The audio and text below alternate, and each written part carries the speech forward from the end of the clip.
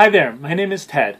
This is a tutorial about Leveticus, who is a master in the game Malifaux by Weird Games. Again, my name is Ted. I'm Hateful Darkblack on the Weird forums. And I just wanted to walk through this. Leveticus is definitely my favorite master, but he's a very surprising master. And if you don't know what you're getting into, you might find yourself a little lost. So I'm hoping that this tutorial will be helpful for anyone who's interested in getting started with him, or for anyone who thinks they might be facing him. So Leveticus's crew operates around a cycle of death and rebirth. Almost all of his models have some way that they go away and die and then come back again. Leveticus himself is the biggest example of that, and we'll start with talking about him. Leveticus. He has a tremendous attack. It gets 7 casting, and he can do damage to himself to give it a positive flip to both attack and defense, which makes it very reliable damage. On top of that, it ignores hard to kill, hard to wound, armor, and anything like armor. He also has a close-range death touch attack that, again, is very reliable. He can get the positive twist to attack and defense, and it can do a huge amount of damage, up to 8 damage with a single touch, and he can give himself additional positive twists by discarding cards with one of his triggers. He does a lot of damage. As far as defenses go, though, he kind of has 2 defenses. One is that he has a trigger. If you attack him and miss, you take some damage. Other than that, though, his other defense is that he just dies. But instead of dying, he gets buried and he can come back again. And we'll talk about how he comes back. He comes back through his hollow waifs. They're his totem and he always wants to take them. Hollow waifs don't do a lot on their own. They've got a weak attack. They're not super fast. They generally want to stay out of the way. They have a similar trick that if you attack them and miss, you take a little damage, which can be a little bit of a deterrent. The main thing about them, though, is when Leveticus dies, a hollow waif that is within 6 inches of a friendly model of 6 soulstones or more can anchor him. And what that means is, at the end of the turn, place Leveticus in base contact and sacrifice the hollow waif, and it's gone for good. But, as part of his action, Leveticus can actually summon a hollow waif and sacrifice himself. When he goes off the screen, he heals himself and removes all conditions. So it's not that bad for him to die, especially because he can then come back. He can also use this trick to jump across the board. Let's say he starts over here. He uses the action to sacrifice himself and bring out a hollow waif. At the end of the turn, he can go and pop out of either of those hollow waifs. And that doesn't have to be 10 inches apart. That can be across the whole table. The hollow waifs are a really good way for him not only to come back, but to move around very quickly and appear wherever you need him to be. The problem is, if you kill them, he doesn't come back, and he's gone for good for the rest of the game. The other problem is they need to be close to another friendly model within 6 inches of a model costing 6 soulstones or more, or they're not anchored enough to bring him back. So next we'll talk about the models that he summons most often. Abominations. I like to think of abominations not so much as models as an industrial byproduct. They don't have a great attack, they don't move very quickly, they're very easy to kill, but they have a lot of uses all the same. They appear when Leveticus has a trigger that will summon them. Rusty Alyce, Leveticus' henchman, has a trigger that will summon them. They have a trigger that will summon them. Everything has a trigger that will summon them. And the more that you bring out, the more trouble they cause. There's basically 3 things you can do with them. One is you can cause 2 damage to a nearby construct, nearby friendly construct, to draw a card. That's a lot of damage for only 1 card, but it can really add up if you get a bunch of them adding cards and improving your chances throughout the round. On top of that, most of Leviticus's models don't really mind taking the damage because they have their cycles of dying and coming back. The second thing they do is they emit a 2-inch aura of suckage around them.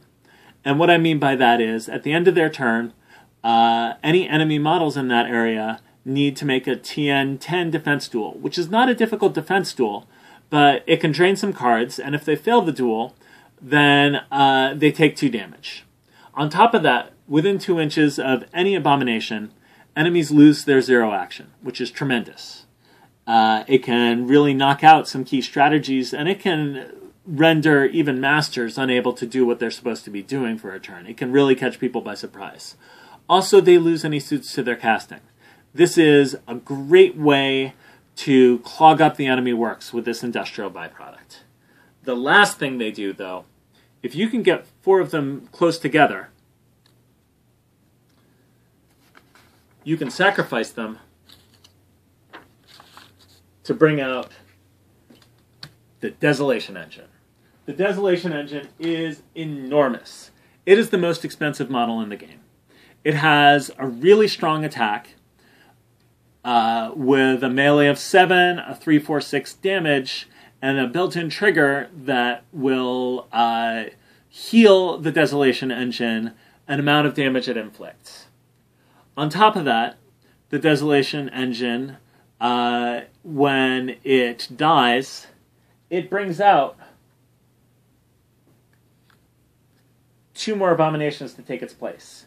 And that means if you can just get 2 more abominations, either by using Rusty Alyce or Leveticus or another abomination or just about anything that we're talking about here except the hollow waifs, they can bring out more of them. You get out more, you bring out more abominations again, you clear them out, and you're back to the Desolation Engine. So it's got this cycle where it doesn't care if it dies because it has a way of coming back. And there are a lot of ways to get abominations. You can get them through scrap markers, you can get them by killing enemies, you can get them on a trigger by killing things, and most of the models that we're talking about here have that.